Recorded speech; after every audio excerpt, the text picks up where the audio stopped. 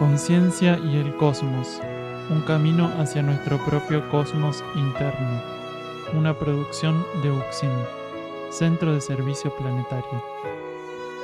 Conducen y operan este programa Nikashnok y Guamaitlán.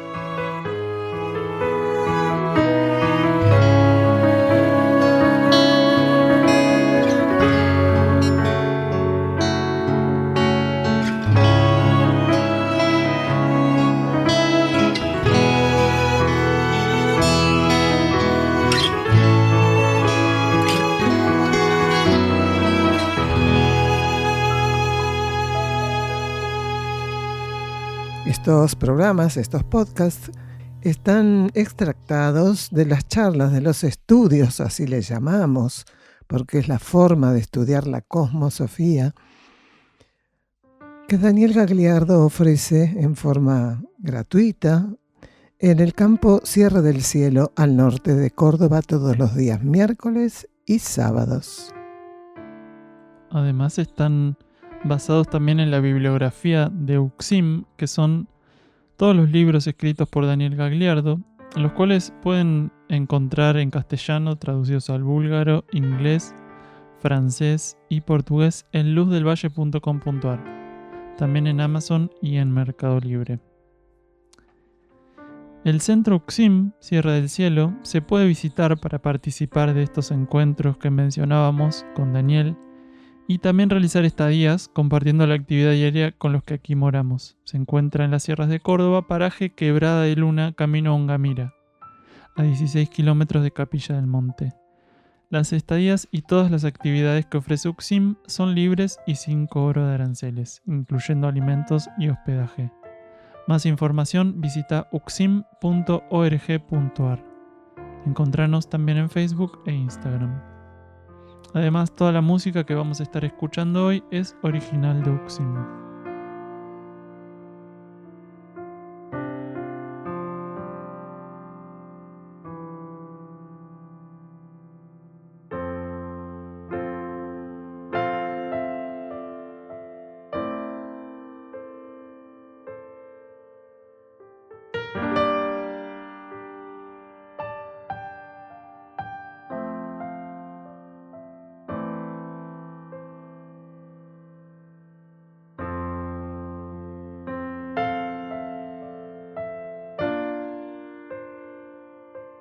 El título del programa de hoy: Experiencias externas bajo polaridad masculina guiadas internamente.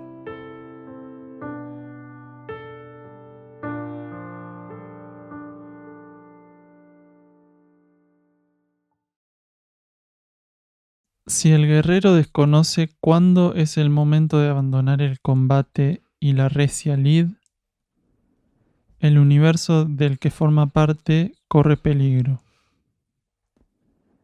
Así, del mismo modo, si se mantuviera indiferente a la hora de cruzar su acero y ofrecer su escudo, el guerrero no ha de perseguir la estrategia, sino donarse a la sabiduría. Solo ha de lograrla al aceptar la más difícil de las pruebas para su linaje: la rendición. Ríndete, oh guerrero, a la voluntad superior. Que tu pírrica danza se transforme en gestos de rescate para el mundo. Arroja tu espada al profundo océano. Te será devuelta con el temple de lo que yace oculto, mas no cautivo. Que al paso de su hoja la cizaña se separe de lo que clama elevación. Entona tu peán en loas al inmutable. Fragmento del libro La senda del peregrino, Erx y la revelación de Ancenusa. Para vencer la cumbre que vuestros ojos vislumbran, no debéis renunciar ni a la fuerza ni al movimiento que aquel trabajo requiere. Sin embargo, concretado el logro, solo la quietud e impersonalidad en las que podáis permanecer, revelarán, si comprendéis, quién es el hacedor de toda victoria.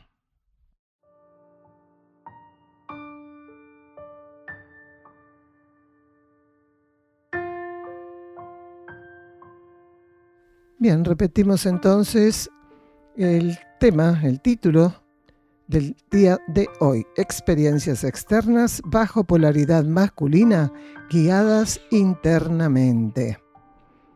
Es decir, toda experiencia, ya sea externa como en el ciclo anterior, que promovía eso, la regencia del planeta, de la humanidad y todos los reinos que acá estuvieran presentes, para, hacer ese tipo de experiencia, si vale la redundancia, decir hacia afuera, exteriorizadamente, cosa que ahora, a partir de 1988, las experiencias, si bien son externas, no dejan de ser, como otrora, guiadas internamente. Toda experiencia, bajo cualquier polaridad, podría ser o no guiada internamente.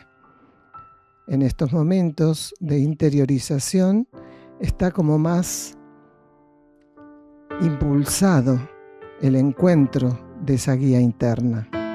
Entonces de eso se va a hablar en esta oportunidad, porque a veces uno dice es del ciclo anterior. Bien, Gagliardo, que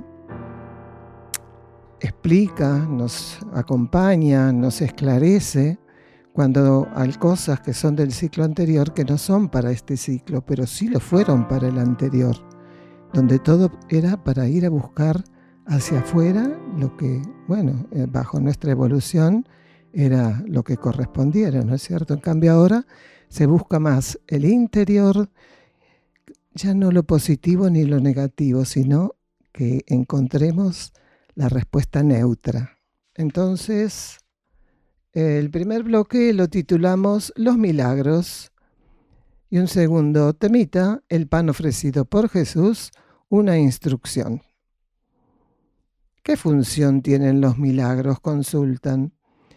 Y otra consulta más, ¿qué simboliza cuando las personas volvían a buscar el pan material que ofrecía Jesús? Escuchamos a Gagliardo. Los milagros tienen la función de compensar algunas cuestiones y de ofrecer la actividad de la energía incluso más allá de la capacidad de interpretar las leyes cósmicas, porque en realidad lo que se llama milagro es la manifestación, la actividad de leyes que nosotros cósmicamente desconocemos.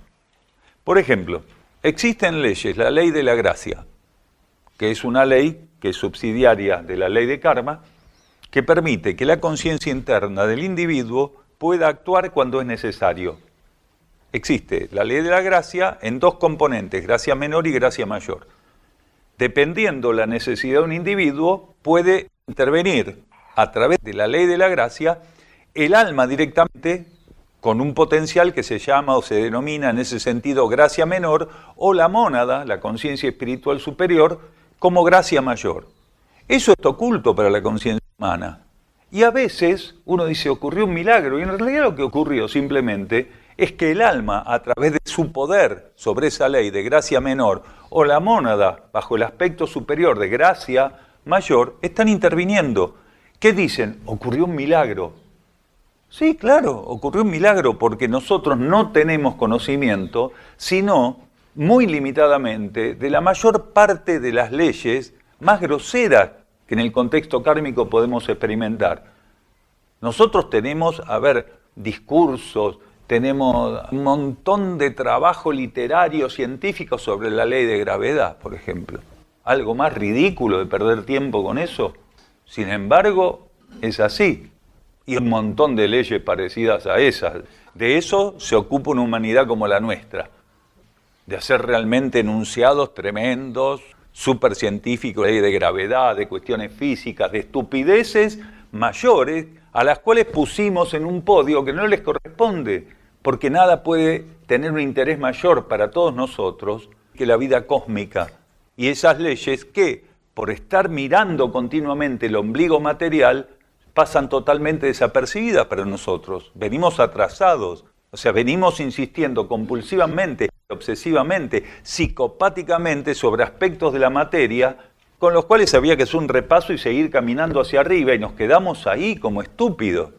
Entonces, los milagros, los llamados milagros, son la incomprensión lógica de una humanidad que no puede percibir la actividad de leyes y energías ocultas cuando es necesario en el mundo formal, porque nunca la vida interna, la actividad superior, estuvo en disrupción con lo que ocurre en la materia. Al contrario, todo lo que ocurre en la materia procede de la actividad interna, hasta los errores, las fallas, las más aberrantes, están sostenidas en el marco interno porque son aprendizajes que tenemos que hacer y de paso, como nada se pierde y todo se transforma, en una humanidad tan caótica como la nuestra, quienes podemos fallar mucho y desviarnos mucho somos ejecutores kármicos del resto, porque todos tenemos que recibir palos y purificación. El cálculo resulta perfecto, pero los milagros son eso.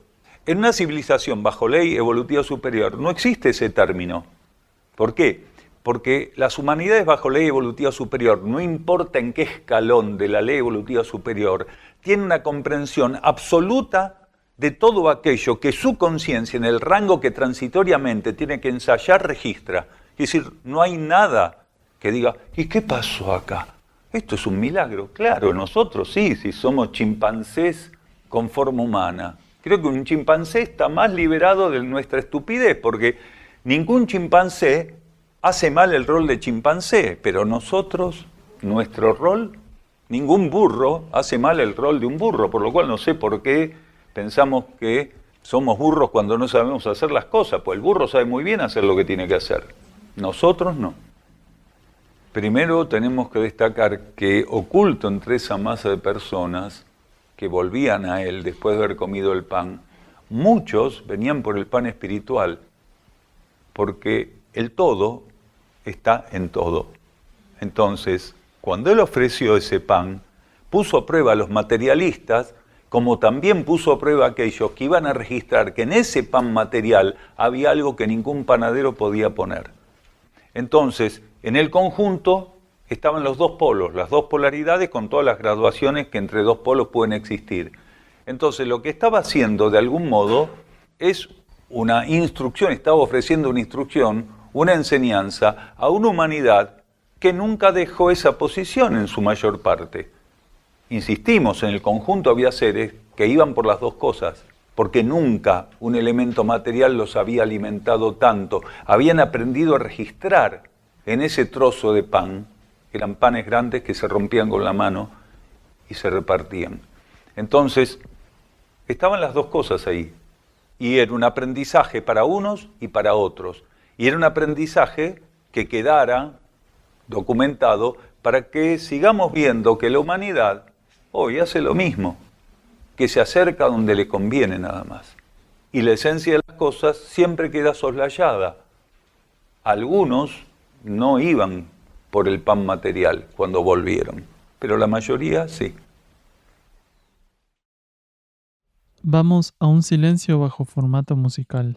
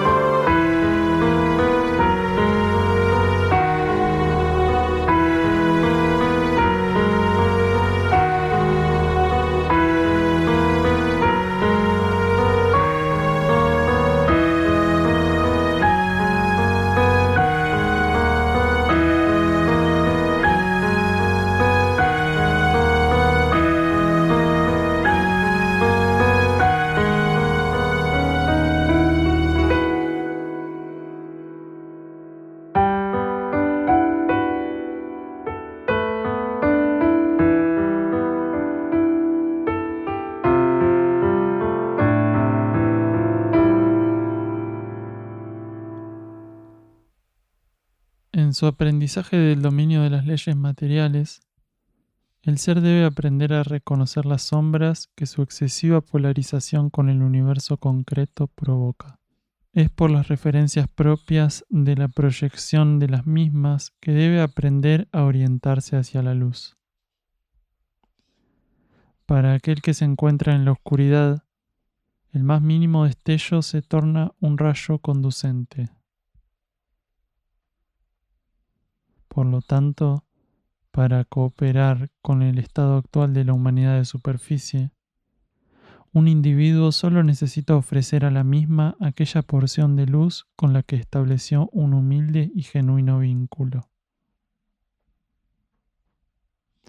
En tal sentido, todo aquel que guarde ya conciencia del grado de oscuridad que a sus espaldas deja, debiera prepararse para que aquel logro se vierta en beneficio de todos y de todo.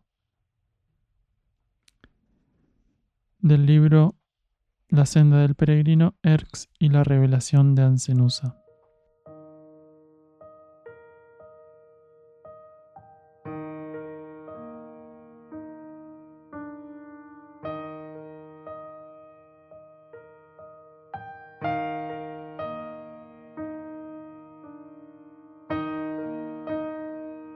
Vamos entonces a un segundo bloque que se titula Los linajes y la devoción espartana. Le preguntan en este estudio a Daniel: ¿en un grupo de seres puede operar una energía de rayo preponderantemente? Por ejemplo, ¿los espartanos eran del linaje de los guerreros? Escuchamos a Daniel. Transitoriamente una energía de un linaje en particular como una combinación de energías de distintos linajes, como de rayos, dependiendo cuál sea la necesidad en términos de aprendizaje, de interacción kármica. No nos olvidemos que los espartanos eran lo que eran en función de que sus vecinos eran lo que eran. Quiere decir, no podemos romper la necesaria relación kármica entre las ciudades-estados de Grecia, porque cada uno de ellos era lo que era en función de lo que el vecino también era. No había una elección que estuviera aparte de la identidad, la actividad y las condiciones de las otras ciudades-estado. Micenas, Esparta, Atenas, Corinto, todos tenían particularmente características muy puntuales, y las elecciones que hacían tenían que ver con preparaciones evolutivas. Claro que en Esparta había una cantidad de seres que respondían al linaje de los guerreros, pero no excluyentemente.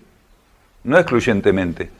Había seres de otros linajes, y mismo los seres del linaje de los guerreros, cuando era necesario, permitían que los linajes incorporados, porque recordemos que cada linaje contiene al resto de los linajes, cuando es necesario, un ser de un linaje permite o fluye en él la expresión de otro linaje como energía complementaria, porque si no el aprendizaje evolutivo sería, imposible de sobrellevar. Tanto los rayos como los linajes se contienen unos a los otros.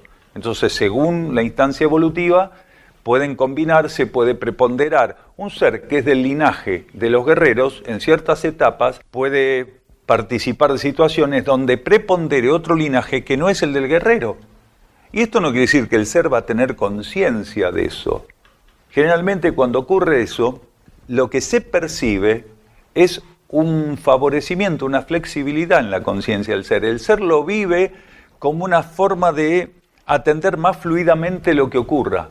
Porque cuando un ser está muy limitado evolutivamente y prepondera la energía de un solo rayo, de un linaje, aunque nunca es excluyente, pero preponderantemente de un rayo, de un linaje, el ser todo lo que atiende, lo atiende muy rígidamente, porque tiene que hacer ese aprendizaje.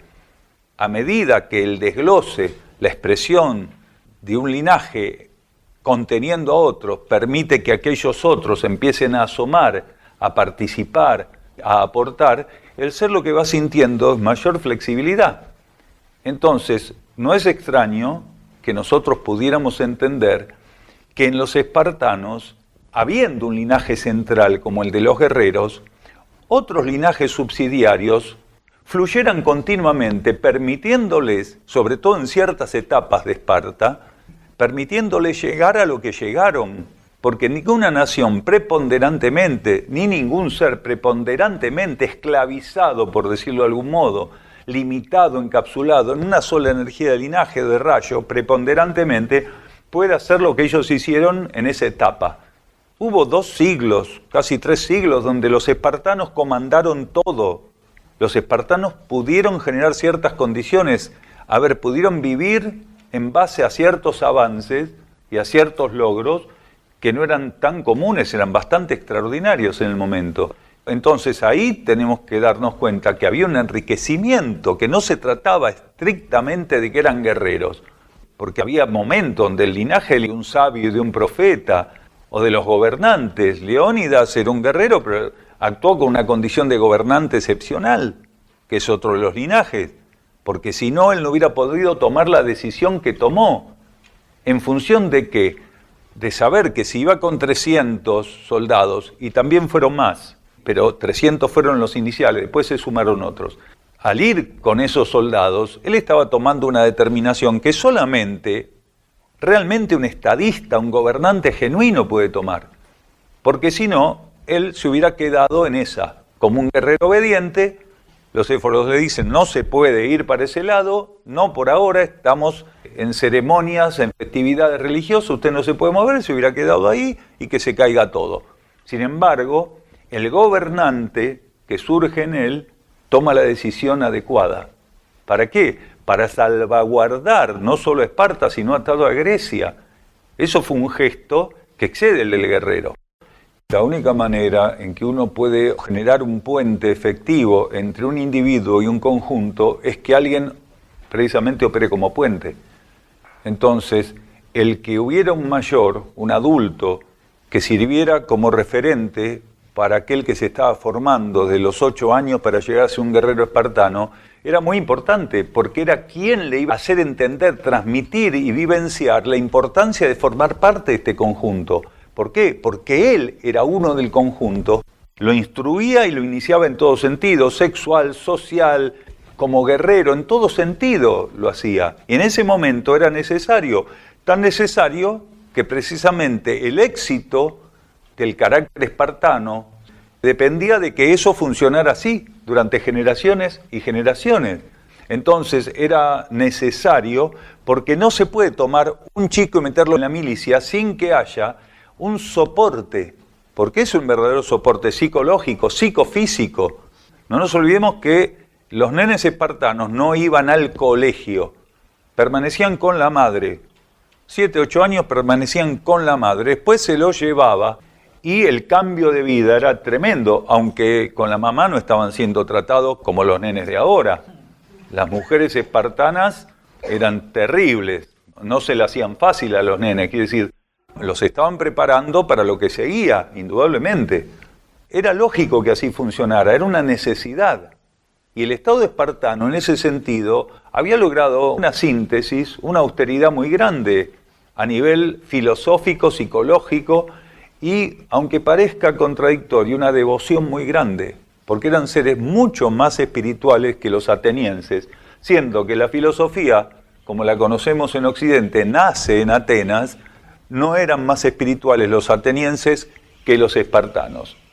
Los espartanos habían llegado a un carácter de sublimación sagrado, morir por Esparta, defender Esparta y ser guerreros.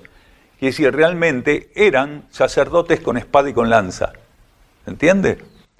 Con fallas, con errores, con tentaciones, porque eran seres humanos, pero tenían una característica de fidelidad que el ateniense no tenía de ese modo. No tenía de ese modo. Sí, era para el régimen espartano. No es que no creían en los dioses, pero era tan grande el eclipsamiento que Esparta representaba para ellos. Esa región se llamaba la Lacedemonia. No solo era para Esparta, que era la ciudad, sino para toda la Lacedemonia. Entonces, ellos tenían en su conciencia que lo único que podía hacer un espartano era dar la vida por Esparta. Porque si no daban la vida por Esparta, entonces no tenía sentido la vida, porque para ellos la vida era Esparta. era por lo cual vivían, respiraban, se entrenaban, comían, ejercitaban.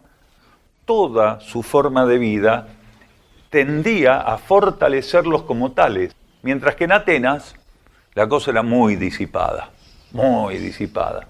No es que los espartanos no se divirtieran de vez en cuando, pero hasta las diversiones de los espartanos eran aburridas, ¿se entiende?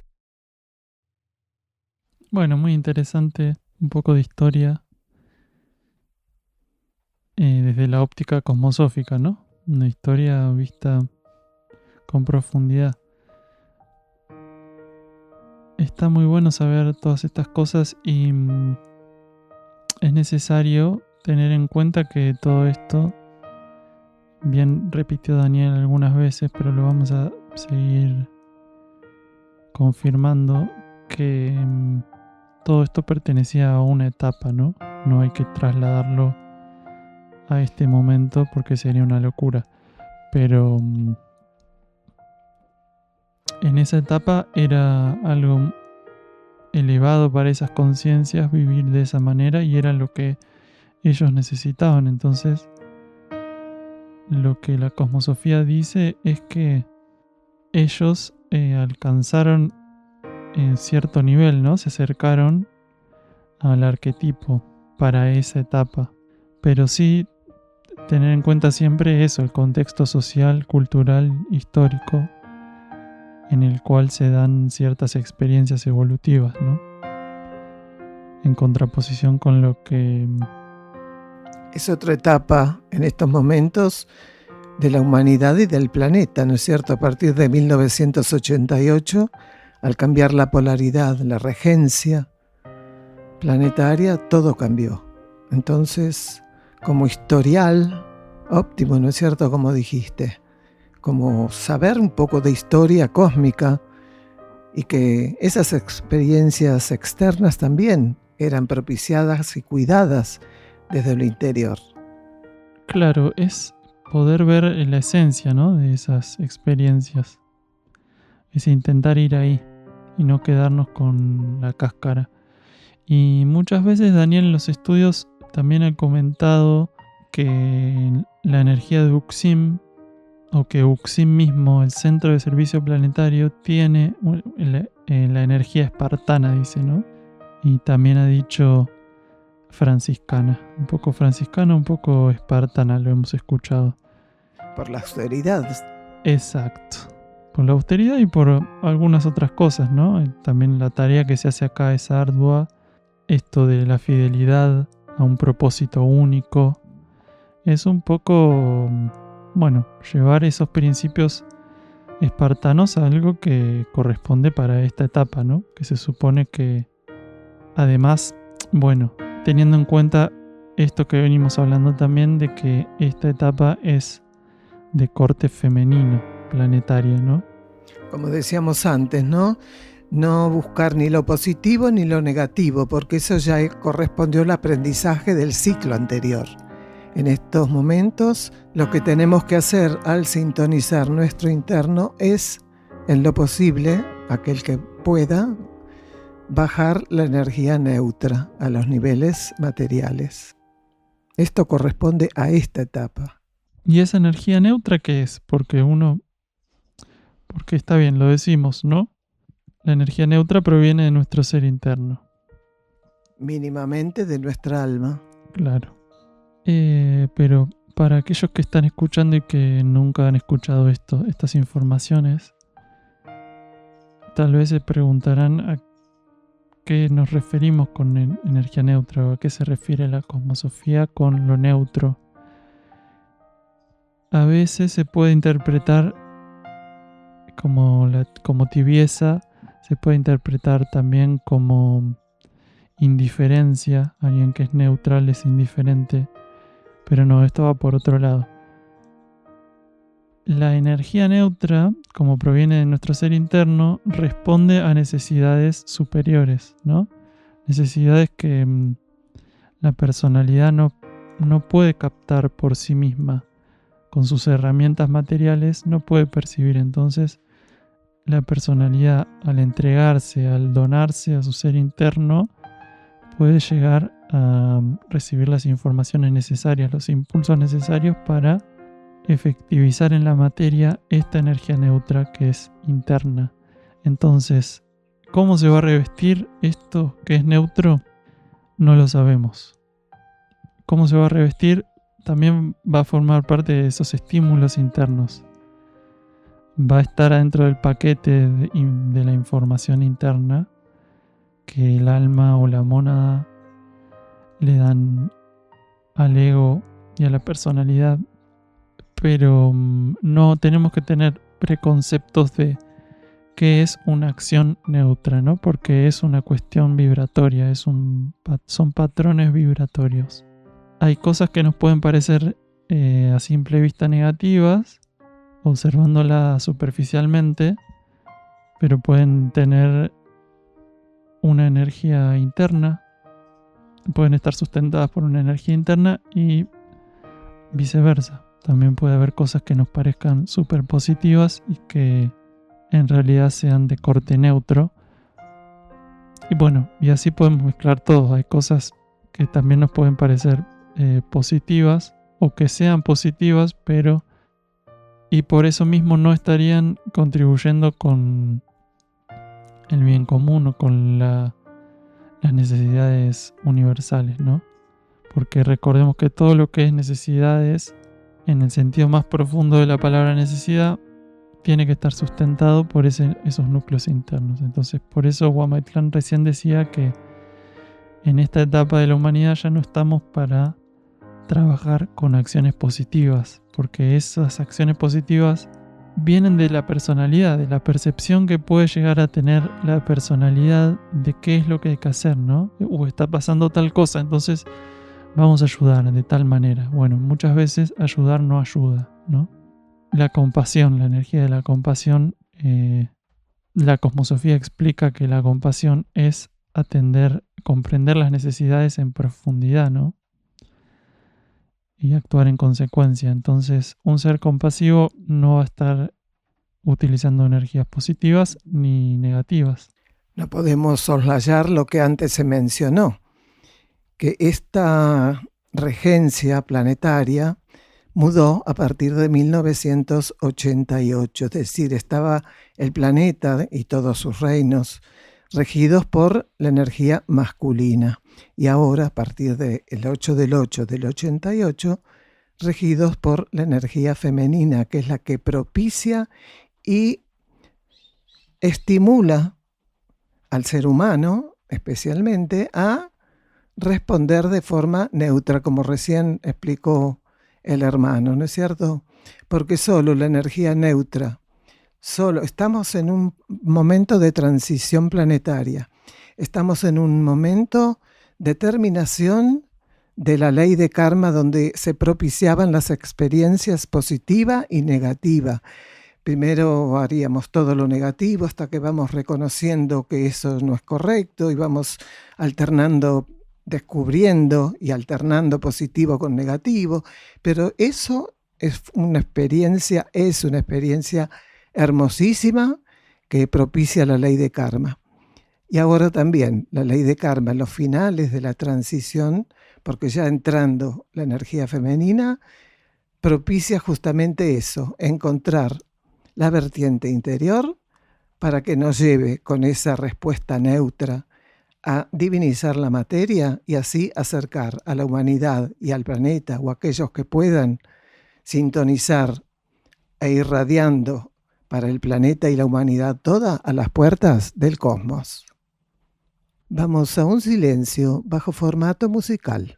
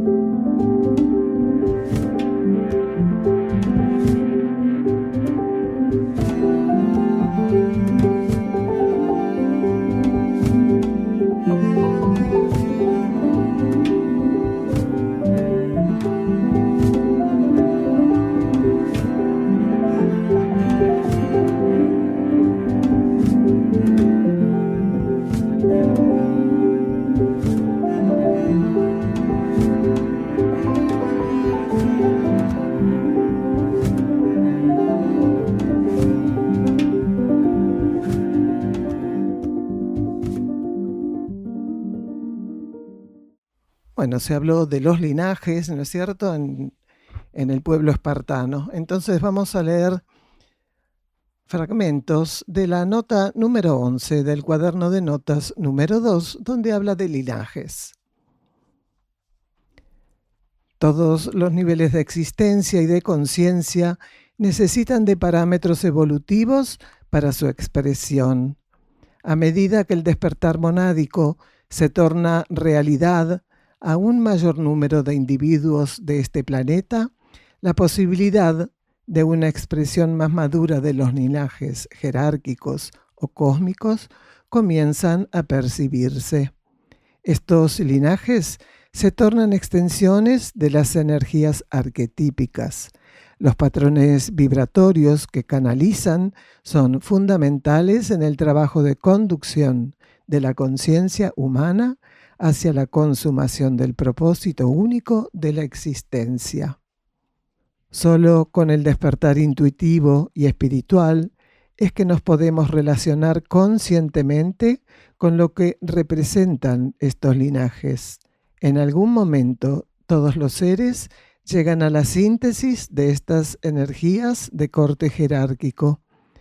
Por proceder como energías de campos superiores de la conciencia universal, debemos prescindir para su comprensión de los términos utilizados para definirlos. Todos y cada uno de los elementos que nos son revelados en estos tiempos no tienen otra función que la de facilitar nuestra inserción en un nuevo patrón de existencia. Las denominaciones de estos linajes están dadas por términos que en general tienen una determinada carga para nuestra conciencia, cuando hablamos de gobernantes como de guerreros, de sabios y profetas o de contemplativos. Estamos hablando de la esencia de aquellos perfiles arquetípicos y no de la deformación, el desvío y la degeneración de los mismos tan conocidos en nuestra civilización de superficie.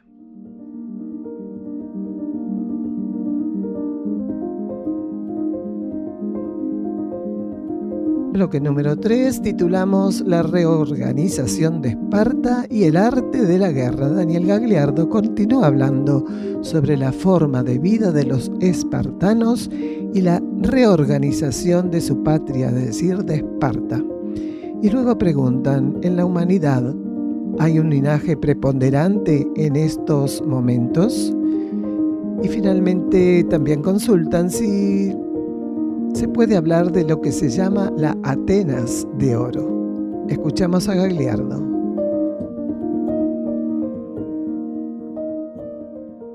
Al arte de la guerra, porque en ese momento la guerra pasó a ser un arte para ellos, una forma de vida.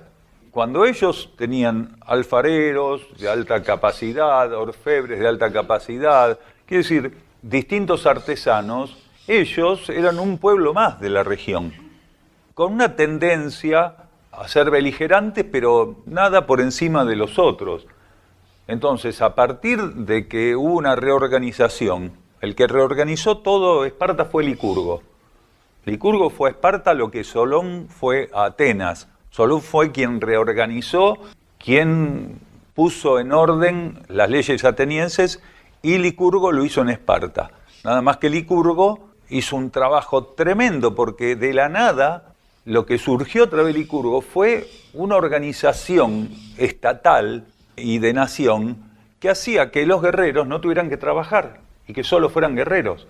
Por eso cuando ellos toman el país del hierro, lo llevan a la esclavitud y se quedan con las montañas de hierro, que eran aledañas a la Lacedemonia, pasan a ser los hilotas, los esclavos. Entonces ellos se quedan con el hierro de esa nación, los habitantes son esclavos y los espartanos se dedican a la guerra, a entrenarse para la guerra, porque saben que los hilotas, los ex libres de la otra nación del hierro, son los que van a trabajar. Y aún más, una vez por año, ensayaban ser guerrero, porque una cosa es ensayar ser guerrero con compañeros, aunque sean ensayos muy brutos, pero otra cosa es ensayar una vez por año matar. Una vez por año mataban a los ilotas, era la cacería de los ilotas, y los ilotas una vez por año tenían que evitar que los maten. Entonces ellos la hacían totalmente redonda la rueda, aunque con espinas, porque una vez por año salían a matar a sus propios ilotas. Entonces quien más ilotas mataba, mostraba que aquel entrenamiento de un año al otro seguía creciendo. No hay un linaje preponderante, aunque hay linajes que en este momento tienen una importancia muy grande, como los curadores, sabios y profetas. Gobernantes los dieron de baja. Sabios y profetas, no existe un linaje de instrucción. Hay un linaje que es sacerdotal. Todos los linajes son de instrucción, porque en el cosmos todas las herramientas son herramientas de la energía de instrucción. Esto es una cosa que hacemos frecuentemente. Los estudiantes de Cosmosofía te van a recordar los 7 linajes. ¿Están los 7? Yo conté 11. ¿Están los 7? Bien. Es una propuesta de los ingleses, los europeos de plata, que le llamaron el siglo de oro de Pericles, que ni siquiera fue un siglo, porque Pericles no vivió un siglo. Murió con la peste en Atenas como otros tantos atenienses. Entonces, fue la época en que convergieron algunas cosas. La cultura de Mileto llega a Atenas, Atenas empieza a ser más culturosa, Sócrates empieza a entrenar la conciencia de los atenienses, Alcibíades mostró todos los vicios que podían existir, Pericles mostró que era una persona receptiva, una persona flexible, aunque nunca confesó que la mayor parte de las ideas excelentes que tenía las recibía de Aspasia de Mileto, que era la amante de él. Entonces, era todo muy relativo, pero realmente fue muy interesante, pero no fue un siglo entero, ni Atenas se la denominó la Atenas de oro. Eso fue solo lo que se denomina el siglo de oro de Pericles. Los historiadores, la historia y todo eso son muy relativos, La mayor parte de lo que nos venden es todo mentira y acomodamiento, sobre todo la arqueología, la geología, la paleontología, que son tan brutos y tan soberbios, tan ignorantes, tan jactanciosos, que continuamente están surgiendo neoarqueólogos guiados intuitivamente para hacer aportes que los arqueólogos convencionales nunca van a hacer ni van a aceptar, y sin embargo todo eso lo tapan. ¿En pos de qué? De que no pierdan sus puestos en Harvard, en Boston, sí, en un montón de lugares más, porque lógicamente. Continuamos leyendo la nota número 11 del cuaderno de notas número 2, donde habla de los linajes. El cultivo profundo y equilibrado de la actitud correcta nos permitirá expresar la energía del linaje más adecuado a cada coyuntura que la vida única nos ofrece. Cuando la conducción de la existencia y de las circunstancias hacia el cumplimiento de su propósito requieran nuestra intervención, nos tornaremos gobernantes. Cuando debamos volcar hacia los niveles materiales el silencio inalterable y la esencia revelada, zambullidos en la faz oculta de la existencia, seremos contemplativos. Cuando, en cumplimiento de las leyes, liberemos núcleos de las ataduras impuras que les impidan expresar el arquetipo, el curador que somos, aflorará. Espejos seremos si reflejamos inalterablemente lo que la fuente única vierte sobre nosotros. Si la austeridad y el equilibrio cualifican nuestra existencia, si somos capaces de vigilar en nosotros las fuerzas adversas y venciéndolas, ofrendamos al Creador la silenciosa victoria, la luz de nuestros ojos revelará el guerrero. Al conducir los elementos de la oscuridad a la luz, en conocimiento profundo de ciclos y ceremonias, preparando los caminos de la energía, emergerá el sacerdote. Cuando el saber genuino y carente de formas se presente a nuestra conciencia, resonará la voz del profeta.